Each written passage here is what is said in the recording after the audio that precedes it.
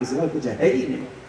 कोई प्यार लुटाना चाहता हूं, प्यार देना चाहता हूं, साथ में यही कहना चाहता हूं कि जिंदगी में प्रेम करो मेरे प्यारे, प्रेम प्यार। पता नहीं क्यों बैठे बैठे अभी अभी मन में ये बात आ गई। संकोच होता है कई बार, लेकिन मुरारी बापू जब से कुछ कहने लगे हैं ना, थोड़ा संकोच कम भी हो गया। हमारे मुरारी बापू कई बार ना पुरानी फिल्मों की लाइनें ले आते हैं और उनका भाव बड़ा अच्छा होता है। जब वो भाव को प्रस्तुत करते हैं सब कमाल कर देते हैं। उनकी पंक्ति मैंने सुनी थी, मैंने पहले शायद कभी कही थी, मुरारी बापू के मुंह से मैंने सुना कि अब से पहले सितारों में बस रही थी कहीं, तुझे जमीन पर बुलाया गया है मेरे लिए। मुरारी बापू से, आज मुरारी बापू के मुंह से जब ये बात निकली, एक बार तो धर्मदेव भी हैरान हुआ कि मुरारी बापू बापू आपके मुंह से ये बनती। लेकिन मेरे प्यारे जब उन्होंने इसे गाया, गुनगुनाया और फिर बाद में जब समझाया तो उनके कहने का अंदाज सबसे निराला। उन्होंने कहा कि हे मेरी रामायण, हे मेरे राम का पावन चरित्र, अब से पहले तू देवताओं में सितारों में बसता था और इस रामायण को जमीन पर उतारा गया है तो मेरे लिए। ये रामायण, क्योंकि आपको पता हो कि रामायण जो है भगवान शंकर के हृदय में वास करती थी। और भगवान शंकर आप सब जानते हैं वो तो महादेव है, देवताओं का वास देवलोक में, वो तो महादेव। और उन सितारों में, तारों में, अंतरिक्ष में, आकाश में, स्वर्ग में, देवलोक में, वैकुंठ में उस मानस का वास था। और वहां से उतर के आई जमीन पर, और जमीन पर आई तो मुरारी बापू ने कह दिया अब से पहले सितारों में बस रही थी कहीं, तुझे जमीन पर उतारा गया है मेरे लिए। कभी कभी मेरे दिल में ख्याल आता, वो कहते कभी कभी, वो कहते कभी कभी मेरे मन में ख्याल आता है कि शायद ये मानस मेरे लिए धरती पर आई।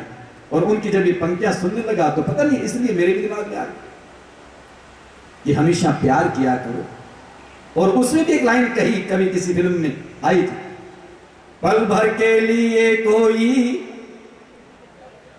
उससे प्यार कर ले झूठा ही। देखो क्या कमाल की बात। मैं सोच रहा हूं ये दिमाग में आई बात कि किसी कहने वाले ने कहा कि प्रेम तो प्रेम होता है, प्यार तो प्यार होता है। अगला कहता है भैया चाहे झूठा ही कर लो, चाहे झूठा ही कर लो, पल भर के लिए कोई, मुझे हमसे ही नहीं पता, मुझे पल भर के लिए कोई मुझसे प्यार कर लो झूठा ही सही। मेरे प्यारे झूठा ही सही। प्यार और प्रेम को तो झूठा भी अगर हो जाए तो कहते हैं उसका भी कोई ना कोई असर होता है, उसका भी कोई ना कोई प्रभाव होता है। मैं आप लोगों से कहूंगा मेरे प्यारो, जिंदगी में प्यार करो, प्रेम करो। और अगर हो सके तो प्रेम सात्विक होना चाहिए, प्रेम पवित्र होना चाहिए, प्रेम के अंदर कभी कालुष्य ना आने पाए। और ये भी मैं मानता हूं अगर सच्चा प्रेम है तो प्रेम में कालुष्य हो नहीं सकता। प्रेम तो कालुष्य का स्वरूप है ही नहीं, प्रेम तो है ही सात्विकता का प्रतीक। मेरे भगवान कृष्ण से भी लोगों ने प्रेम किया था, मेरे भगवान कृष्ण ने भी प्रेम किया। आज चाहे उसको किसी रूप में लोग देखें, मैं वृंदावन जाता हूँ, रास लीलाएं भी देखता हूँ, भागवत की कथाएं भी सुनता हूँ। हमारे जो भागवत के व्यास होते हैं, प्रकांड विद्वान जो पंडित होते हैं, उसके सही मायनों में ज्ञाता होते हैं, जब उसकी कथा करते हैं तो अपनी प्रवचन में एक बात तो जरूर कहते हैं कि ये दुनिया के लोगों, मेरे भगवान कृष्ण के प्रेम को बदनाम न करो। आज कहीं किसी कोने पर, सड़क के चौराहे पर, किसी पेड़ के नीचे, मंदिर की छांव में, कहीं भी खड़े होकर के किसी स्थान पर कोई युवक और युवती अगर बात कर रहे हैं और तुम अगर ये कह देते हो देखो राधा कृष्ण की तरह रास हो रहा है या बात हो रही है उस तरह से, तो वो कहते हैं राधा और कृष्ण के रास को, उनके प्यार को, उनके प्रेम को बदनाम न करो। या ये गली और चौराहे पर खड़े होने वाले वो युवक और युवती, उनकी वो भावनाएं, उनको राधा और कृष्ण से ना जोड़ो। राधा और कृष्ण उनका तो सात्विक एक सच्चा प्यार, एक पवित्र और पुनीत प्यार, वो प्रेम जो दुनिया में शायद कोई कर पाए, वो राधा और कृष्ण का प्रेम था। तेरी मैं तो प्रेम दीवानी, मेरा दर्द न जाने कोई, मीरा ने उस प्रेम के न जाने कितने गीत गाए, कितने भजन सुनाए। वो मेरे कृष्ण, वो मेरे कन्हैया सही मायनों में तो प्यार का प्रतीक, प्यार का स्वरूप, प्यार का विग्रह, प्रेम का विग्रह अगर कोई है तो राधा और कृष्ण है। एक सच्चा प्यार, सात्विक प्यार, पवित्र प्यार होना चाहिए। और तभी मैं लोगों से बार बार कहता हूं, प्यार का नाता, और ये नाता हमेशा पवित्र हो, नाता हमेशा पुनीत होना चाहिए, पवित्र होना चाहिए। प्रेम करने वालों ने प्रेम किया, दादू ने किया, मीरा ने किया, कबीर ने किया, रहीम ने किया, नानक ने किया, रैदास ने किया, तुलसीदास ने किया, सूरदास ने किया। मेरे प्यारे, प्यार तो प्रेम तो उन्होंने किया, और प्रेम किया उन्होंने तो मेरे कन्हैया ने, मेरे ठाकुर ने फिर प्रेम को निभाया। कल भी ये बात आई थी, परसों भी आई थी, और हमेशा मैं भी स्वयं भी इस बात को आप लोगों से सुनकर के, विद्वानों से इस बात को कहा करता हूं कि नाता जोड़ा, नाता निभाना कठिन होता है, निभाया भी इसी उन्होंने प्रेम निभाया। कल भी हमारे बाबूलाल जी कह रहे थे यहाँ कि उसको निभाया गया। और मेरे भगवान से अगर इन लोगों ने प्रेम किया, कृष्ण से इन लोगों ने प्रेम किया, तो मेरे प्रभु ने उस प्रेम को निभाया भी सही। रैदास के आकर के अगर चमड़े को धोया मेरे कन्हैया ने, सदन कसाई उसके आकर के मांस को बेचा तो मेरे कन्हैया ने, गोरा के आकर के अगर कुम्हार के मटके बनाए तो मेरे कन्हैया ने। मेरे प्यारो, मेरे वो सांवलिया, मेरे कृष्ण कन्हैया, वो क्या क्या नहीं करते। जनाबाई उसकी चक्की चलाई मेरे कन्हैया ने। शिवा नाई की दुकान पर जाकर के हजामत बनाई तो मेरे कन्हैया ने। मेरे सांवरे जनाबाई की, तो बल्कि एक बात और भी मेरे ध्यान में है कि जनाबाई, ठीक है, उसकी चक्की भी चलवाई उन्होंने, लेकिन एक बार एक घटना घटित हुई जनाबाई के जीवन में। जनाबाई उसने उपले बनाए। उपले बनाती थी, जैसे होता है ना घर में पशु होता है तो उसके गोबर के लोग उपले थापते हैं, कंडे उपले थापती, वो अपना भोजन प्रसाद बनाने के लिए उनको सुखाती, उससे भोजन बनाती, पकाती।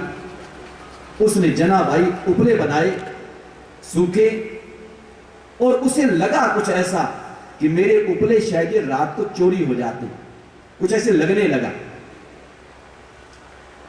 तो उन्होंने अपने प्यारे नामदेव जी से कहा कि नामदेव जी, मेरे उपले चोरी हो जाते हैं, कोशिश करते चलो ढूंढें।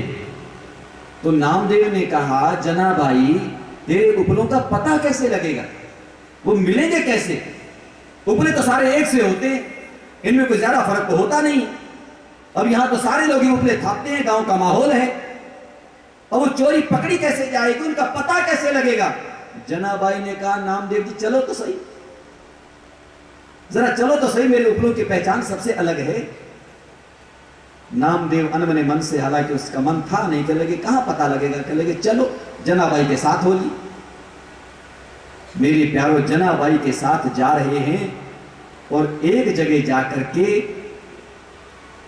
नामदेव को कहती है जनाबाई, नामदेव जी जरा ये उपला उठाओ ना, और उठा के जरा कान से लगाओ ना। नामदेव ने जैसे एक उपले को उठाया और अपने कान से लगाया, और उस उपले के अंदर से आवाज आ रही थी, जय श्री विठ्ठल, जय श्री विठ्ठल, जय श्री विठ्ठल, जय श्री विठ्ठल, जय श्री विठ्ठल, जय श्री विठ्ठल, जय श्री विठ्ठल, जय श्री विठ्ठल। मेरे प्यारो, नामदेव हैरान हो गए कि जनाबाई ये हो क्या रहा है। तो जनाबाई ने कहा, नामदेव जी, जिस उपले में से ये आवाज आए वही उपला मेरा है, और जिसमें से आवाज आए उसको छोड़ते जाना, जिसमें आवाज आती जाए वो सारे उपले मेरे होंगे। क्योंकि जब उपले में बनाती हूं और जय श्री विठ्ठल गाती हूं, ये उपले भी उसी नाम को फिर बोलते हैं, इनमें से प्रतिध्वनि उन्हीं आवाज की आया करती है। मेरे प्यारे, तभी लोगों से बार बार कहता हूं कि मेरे प्यारे, कल हालांकि मुंगिया जी ने एक बार कह दिया, बड़ी कुशलता से मंच का संचालन करते हैं, तो मैंने बीच में ही कहा, किचन की बात कही मैंने। आजकल लोगों को कहना शुरू कर दिया कि भैया अपने घर के किचन को किचन कहना बंद करो, क्योंकि मैंने कहा ना यहां से जा रहे हो तो आपको कुछ लेके भी जाना है, और जहां सब कुछ लेके जाओगे वहां अंतिम, क्योंकि ये समापन का अवसर है, और इस अवसर पर आप कुछ लेने के लिए बैठे हो, तत्पर तो लेके जाना है। और जो सुन चुके हैं पहले, जिन्होंने ना सुना हो तो अब सुन लो। मैं आपसे कह रहा हूं कि अपने घर की रसोई को रसोई कहो, उसको किचन कहना बंद करो, रसोई कहना आरंभ करो। क्योंकि किचन में हमेशा किचकिच होती है और किचन में चिकन भी आता है। रसोई में चिकन नहीं आया करता। चिकन खाना बंद करो, रसोई कहना प्रारंभ करो, किचन कहना बंद करो। रसोई में रस होता है, रसो वही सा, भगवान रस स्वरूप है। और जब भोजन प्रसाद बनाया करो, जब भोजन पकाया करो, रसोई बनाया करो, तो फिर मेरे प्रभु के गीत गाया करो। मेरे प्यारे, जब उपले जय श्री विठ्ठल बोल सकते हैं तो आपके फुलके क्यों नहीं बोलेंगे, आपकी रोटी क्यों नहीं बोलेगी। प्रभु के गीत गाया करो। जब वो भोजन आप करेंगे, वो भोजन आपके अंदर जाएगा, फिर आपका रोम रोम बोलेगा, रोम रोम बोलेगा। जो भाषा आप बोलोगे वही आपका रोम रोम बोलेगा। आपके घर का बच्चा बच्चा बोलेगा, उसकी अंतर आत्मा बोलेगी। आज अगर दक्षिण में, नासिक में, वहां गुरु के साथ शिष्य दोनों निकल रहे हैं, गुरु शिष्य दोनों जा रहे हैं, और एक फकीर वहां पर, ये फकीरों का जीवन अद्भुत हुआ करता है। वहां पर रेत पर लेटा हुआ है, टांग पर टांग रख करके। हमारे मलिक साहब कई बार कहते हैं, हमारे बड़े महाराज जी पूज्य श्री स्वामी अमरदेव जी महाराज अक्सर सोया करते थे। अर्जुन जी बैठे, पुराने भक्त जो बैठे, इन सबको पता कि वो अक्सर जब विश्राम करते थे तो अपने एक पैर पर दूसरा पैर रख करके विश्राम करते थे, अक्सर ऐसा होता। तो आज एक फकीर वहां पर नासिक से गुजर रहे हैं, वहां की रेत पर एक फकीर साहब वो अपना अर्धचंद्र या लंगोट में पड़ा है और पैर पर पैर रख करके। और वहां पर गुरु जी तो उसको देख करके थोड़ा सा नमन भी किया, उन्होंने निकल गए। पीछे चेला आ रहा था, और चेला आ रहा था तो उसके मन में आया, अच्छे आदमी, अच्छा मुस्टंडा सा पड़ा है यहाँ पर, करता धरता कुछ नहीं, अपना मिल जाता फ्री का खाता है। वैसे संतों का जीवन होता बड़ा विलक्षण है। और तभी मैं तो लोगों से कई बार कहा करता हूँ, भैया हमें तो पकी पकाई मिलती है, पकी पकाई खाते हैं, और पले पलाए चेले मिल जाते हैं। सच्ची बात है। और ये शिष्य भी पले पलाए मिल जाते हैं, और कई बार लोग देते भी है छोटी अवस्था में, तो कहता ना भाई पाल के देना, पालना हमारे बस का नहीं। और साधु संत बने हुए पला पलाया लेंगे और पकी पकाई खाएंगे। तो साहब पकी पकाई खाते हैं, सब कुछ करते करते हैं नहीं, तो उन्होंने ऐसे, चेले ने ऐसे कह दिया उसको, है मुझ डंडा सा पड़ा हुआ है। तो आके उससे रहा गया, उसने कह भी दिया, कह दिया। तो उस फकीर ने बड़े प्यार से ऐसे हाथ का इशारा करके उसे बुलाया, कहने लगे बेटा इधर आना। न चाहते हुए भी आखिर अब बुलाया है तो गया। देखिए क्या कहते हैं। जब गया तो जाने के बाद अपने नजदीक बुलाया, और नजदीक बुला करके अपना हाथ उसके कान पर लगाया। ऐसे हाथ उठाया, हाथ उठा करके उसके कान पर लगाया, और जैसे ही कान पर लगाया तो उस हाथ से आवाज आ रही थी, ओम नमो भगवते वासुदेवाय, ओम नमो भगवते वासुदेवाय, ओम नमो भगवते वासुदेवाय, ओम नमो भगवते। एकदम हैरान, कहने लगे बेटा जरा पैर की तरफ जा। पैर की तरफ गया, पैर को उठाया, और पैर को उठाया, पैर के अंगूठे को कान से लगाया वहां से। भज गोविंदम भज गोविंदम गोविंदम भज मूढ़मते, भज गोविंदम भज गोविंदम गोविंदम भज मूढ़मते, प्राप्ते सन्निहिते मरणे नहीं नहीं रक्षति दुक्ति करणे। भज गोविंदम भज गोविंदम भज गोविंदम भज गोविंदम भज गोविंदम भज गोविंदम भज गोविंदम भज गोविंदम। मेरे प्यारे, पैर बोल रहा है। देखा मेरे प्यारे, बस उसके बाद तो मेरे प्यारों क्या था वो व्यक्ति, वो शिष्य, उस महापुरुष का।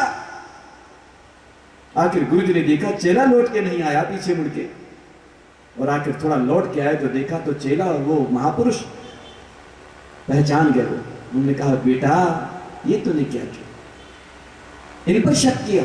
मैं तो उनको प्रणाम करके निकला था, महापुरुष हैं। और शिष्य के जीवन में वो बदलाव आया कि आखिर वो भारतवर्ष का एक सर्वोच्च महापुरुष बना। जीवन समर्पित कर दिया अपने नारायण को, अपने प्रभु को, अपने ठाकुर को, कि प्रभु का चिंतन करने से, उसका भजन करने से, उसका नाम लेने से, दिल को उससे मिला देने से, दिलदार से यार से दिल लगा देने से हमारे रोम रोम से वही ध्वनि निकलती है। मैं लोगों से बार बार कहता हूं कि मेरे प्यारे, अपने घर के किचन को किचन कहना बंद करो, रसोई कहना प्रारंभ करो। हालांकि है रसोई, रसोई को आपने किचन कहा, उसको किचन न कहो, रसोई कहो। रसोई करो, रसोई बनाओ, और प्रभु के गीत गाओ, खाते बनाते हुए भोजन बनाओ, और उस खाने को पाओ, खाओ, और आपके रोम रोम से आवाज ना आए तो फिर कहना आपका रोम रोम मेरे प्रभु का ठाकुर का नाम बोलेगा, जीवन धन्य हो जाएगा, अच्छी संस्कारवान संतान बनेगी, आज्ञाकारी होगी, आपके सामने मुंह नहीं खोलेगी, कभी नहीं बोलेगी। संस्कार तो घर ने देने होंगे ना, आपके परिवार ने देने होंगे। और साथ में ये भी कह दूं, अब जब बातें आ ही गई है तो ये भी बात ले लो कि अपने घर के वातावरण को जहां पवित्र बनाओ और वहां पर आपको आपस में सद्भावनापूर्ण वातावरण में जीना होगा, रहना होगा। और उसी में एक मीठी सी बात कह दूं कि सास और बहू के झगड़े में कभी पिता और पुत्र को नहीं पड़ना चाहिए। जितने बैठे हो अब सुन लो ध्यान से कि सास बहू का अगर झगड़ा हो रहा हो तो वो सास और बहू हैं, बहू का घर वाला और सास का भी घर वाला, वो पिता पुत्र हैं, वो दोनों पिता पुत्र हैं। और सास बहू रिश्ते तो आपको ज्यादा पता है। सास और बहू के झगड़े में कभी पिता पुत्र को दखल नहीं देना चाहिए। आप पे थोड़ी बहुत लड़ भिड़ के शांत हो जाएंगे और तुम्हारे दखल देने से और मुश्किल हो जाएगी। और ये अक्सर होता है कि पिता और पुत्र का कभी कोई विवाद हो तो मां हमेशा बेटे की तरफदारी करती है, उसकी साइड लेती है, जबकि उसका जीवन साथी, उसके जीवन साथी की वजह से उसको बेटा मिला। जीवन साथी से बड़ा लगाव भी है, बड़ा प्यार भी है, इसमें कोई तो राय नहीं, लेकिन फिर भी अपने बेटे की तरफदारी करती है, बेटे की साइड लेती है, अपने पति को कुछ कह देती है। तो ये स्वीकार्य है, इसमें कोई बुराई नहीं है, आप ऐसा कर सकते हो। अगर पिता पुत्र का कभी हो तो पुत्र की ही साइड लेना, अपने पति को कुछ कह देना, आंख दिखाना जरा, इसके लिए मना नहीं। लेकिन दूसरी बात भी सुन लेना। दूसरी बात अब ये कहूंगा कि आपकी बेटी और आपकी बहू, उसका कभी झगड़ा हो तो हे अपनी बहू की सासू मां अपनी बहू की साइड लिया कर, अपनी बेटी के न लिया कर। बहू और आपकी बेटी, क्योंकि बेटी घर में, क्योंकि ननद और भाभी के झगड़े भी कई बार होते हैं, वैसे होने नहीं चाहिए, वो हो तो उसमें अपनी बहू की तरफदारी किया कर, बेटी को धमकाया कर, बेटी को समझाया कर। और ये याद रख, जब तू बहू की तरफदारी करने लगेगी, कि बहू की तरफदारी नहीं करती ना, ये उसी का परिणाम होता है कि बहू की साइड नहीं लेती, तू बेटी की साइड ले जाती है और फिर तू हमेशा उस घर में विपक्ष में रहती है, तुझे विपक्ष में बैठना पड़ता है। और कहूं आपसे कि जो सास अपनी बहू की तरफदारी करती है वो जिंदगी में कभी विपक्ष में नहीं बैठती, उसे कभी विपक्ष में नहीं बैठना पड़ता, एक बात। और कभी किसी भी अपने घर के कक्ष में बैठ करके वहां फिर अपनी अक्ष से आंसू नहीं बहाना पड़ता जो बहू की तरफदारी करती है। इसलिए बहू की साइड लिया कर, अपनी बहू का ध्यान रखा करो, बहू को बेटी से भी बढ़ करके प्यार दिया करो। पता नहीं यहां बैठी होगी, मुझे पता थोड़ी तुम्हारे घर में क्या हो रहा है, कहीं सोच रहे हो मार जी तो हमारे ऊपर ले रहे, अभी तुम जानो तुम्हारे घर में क्या क्या चल रहा है। पर इतना जरूर कहूंगा, अपने घर को, अपने पाता घर के जीवन को स्वर्ग बनाना है तो उसमें देवरानी जेठानी को मिलकर रहना होगा, बहू और सास को इकट्ठे मिलकर के हाल चाल बांटना होगा, भाभी और ननद को इकट्ठे रसोई में भोजन बनाना होगा, पिता और पुत्र और पोता तीनों को इकट्ठे बैठ के भोजन करना होगा, दो भाइयों को इकट्ठे कारोबार पर जाना होगा और अपने प्यार को बढ़ाना होगा। मेरे प्यारे, आपका घर स्वर्ग न बने तो कह देना ये 92वां वार्षिकोत्सव फेल। यहां से इस चीज को लेके जाओ कि अपने ही घर को, अपने ही जीवन को स्वर्ग बना सकते हो। वो स्वर्ग तो एक कल्पना है, मात्र कल्पना। पता नहीं मिलेगा कि नहीं मिलेगा, ये भी पता नहीं। बेशक से हमारे जाने के बाद लोग कार्ड छापते रहेंगे कि स्वर्गवास हो गया, और कोई पता नहीं स्वर्गवास हुआ है कि नहीं स्वर्गवास हुआ। वो तो भाई एक शिष्टाचार की भाषा है, उन्होंने लिख दिया कार्ड में स्वर्गवास हो गया, पता नहीं नरकवास हुआ क्या पता, लेकिन नरकवास लिखा नहीं जाता, लिखा स्वर्गवास ही जाता है। और ये जरूरी नहीं है कि स्वर्गवास हुआ है। अरे भैया, पता नहीं स्वर्ग में वास मिलेगा कि नहीं मिलेगा, पर अपने घर को, अपने जीवन को जीते जी स्वर्ग बना लो। हमारा वेदांत भी इस बात को कहता है। वेदांत ने कहा, जब आज से 30 वर्ष पहले अपने 1982 में शास्त्री की थी। 1982 में, 81 और 82 में जब फाइनल कर रहा था, मैं यहाँ पढ़ रहा था, तो उस समय वेदांत का अध्ययन चल रहा था, वेदांत पढ़ा, तो उसी में वेदांत में एक जीवन मुक्त शब्द आया जहां वो ज्ञान अज्ञान दो प्रकार का और समष्टि व्यष्टि उसको पढ़ते थे, अपवाद को पढ़ा उसमें, और उसके साथ जीवन मुक्त उसको पढ़ा, और फिर उसके बाद तत्वमसी और अहम ब्रह्मास्मि वहां तक भी पहुंचे, उस दर्शन में प्रवेश किया। और उसमें एक ही चीज समझ में आई सबसे महत्वपूर्ण, कि जीवन मुक्त मुक्ति का अधिकारी कौन है, उस मोक्ष को, उस पद को कौन प्राप्त कर सकता है, उस मोक्ष के पद को या उस पुनर्भवन को कौन प्राप्त कर सकता है, उस मुक्ति को कौन पा सकता है। जो जीवन मुक्त हो जाता है वही मुक्ति का अधिकारी हो जाता है, यानी जो जीते जी मुक्त हो जाएगा वही मुक्ति को पाएगा। जीते जी बंधन में है तो मेरे प्यारे आगे भी बंद कर जाएगा, जीते जी मुक्त होना होगा। और उसी लिए उस पंक्ति को जीवन में आत्मसात करना होता है कि न हर भूलो न घर छोड़ो, कर्म कर जिंदगानी में, रहो जगत में ऐसे जैसे कमल रहता है पानी में। जगत में रहना, अनासक्ति के भाव से रहना, इसमें हमें जगत में, इस संसार में बसना तो है पर फंसना नहीं। याद रखना, यहां बसने के लिए आए हो, फंसने के लिए नहीं आए। इसमें बसो, बसने से कुछ नहीं होगा बल्कि सार्थकता मिलेगी। बसो पर फंसो नहीं। इस जगत में, दुनिया में हमको फंसना नहीं है, कुछ ऐसा हमको ध्यान करना होगा। क्या करूं, बातें बहुत मस्तिष्क में आ जाती हैं, लेकिन उस ओर अब न जाता हुआ, हालांकि न जाने क्या क्या ख्यालात मन में आते हैं। विश्राम का समय है, विराम का समय है उत्सव का, लेकिन अब उस ओर ज्यादा विस्तार में नहीं जाना चाहता। अब देखो कहाँ 2:30 बजे चाहता था, 3:30 बज गए, कमाल हो गया। इसलिए मेरे प्यारे उस घड़ी की ओर भी निगाह जाए तो ज़्यादा ठीक रहेगा। अब तो ज़्यादा विस्तार में न जाते हुए मेरे गुरुदेव की इस पावन धरा पर, उन्हीं के विद्यालय का, उन्हीं की संस्था का जो ये 92 वर्ष पूरे करने के बाद उत्सव संपन्न हुआ है, इसकी संपन्नता की घोषणा करते हुए आज ये विद्यालय का 92वां वार्षिकोत्सव, मेरे गुरुदेव की कृपा, उनके आशीर्वाद, आप लोगों के प्यार, परमपिता परमात्मा के मेघ बनकर के जो कृपा दृष्टि हुई है, यह मेघ बरसा है उनकी करुणा और कृपा का, उसके परिणाम स्वरूप महापुरुषों के आशीर्वाद से ये संपन्न हुआ है। इसकी मैं आपको बहुत बहुत बधाई देता हूँ, मुबारकबाद देता हूँ। परमपिता परमात्मा की कृपा बनी रहे, नदी नाव संयोगी मेले जिंदा रहे तो आन मिलेंगे, ये भाव जीवन का हमेशा रहता है। परमात्मा कृपा करे, ये जीवन आपका गुलशन बना रहे, शाद रहे, आबाद रहे, खुशियों से भरपूर रहे, आपका जीवन जगमगाता रहे, आपका गुलशन, आपकी बगीची सदा खुशियों से भरपूर रहे, आपके प्यारे प्यारे बच्चे होनहार बने, प्यारे प्यारे उनके संस्कार बने, प्यारे प्यारे उनके विचार बने,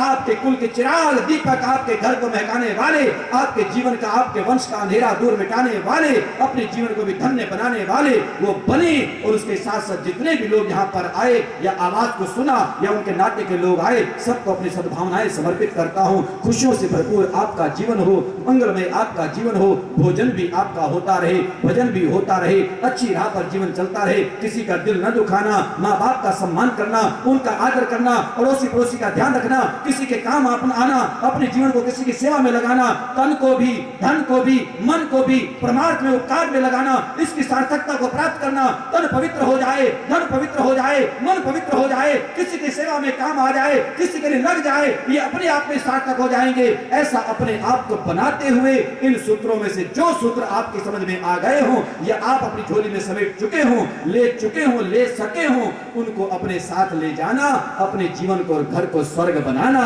इन उम्मीदों के साथ सबको साधुवाद, मुबारकबाद, मंगल कामनाएं अर्पित समर्पित करते हुए लेता हूं इतना कहकर के विराम। जलसे का उत्सव का विश्राम। सर्वे भवन्तु सुखिनः, सर्वे सन्तु निरामया, सर्वे भद्राणि पश्यन्तु, मा कश्चित् दुःख भाग् भवेत्। ओम शांति शांति शांति।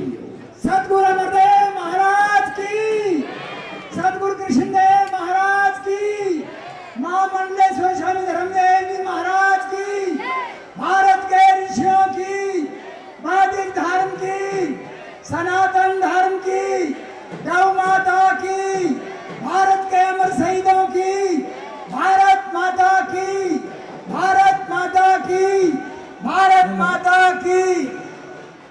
बोलो सतगुरुदेव भगवान की, बोलो भारत माता की, बोलो गौ माता की, बोलो भारत के संतों की, बोलो सतगुरुदेव भगवान की।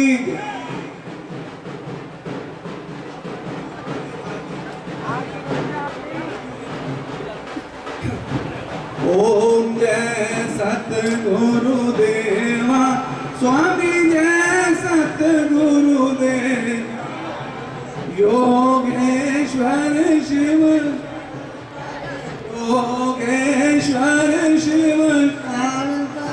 आप देवन देवा ओम जय सतगुरुदेवा अज्ञान अंधेर विनाशी कल कल वशनाशी हमें कल कल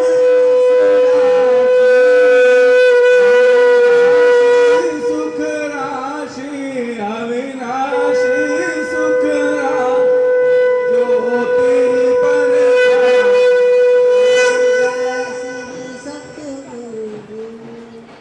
अलख नारायण ईश्वर घट घट के स्वामी स्वामी घट घट के स्वामी सच्चिदानंद स्वरूप सच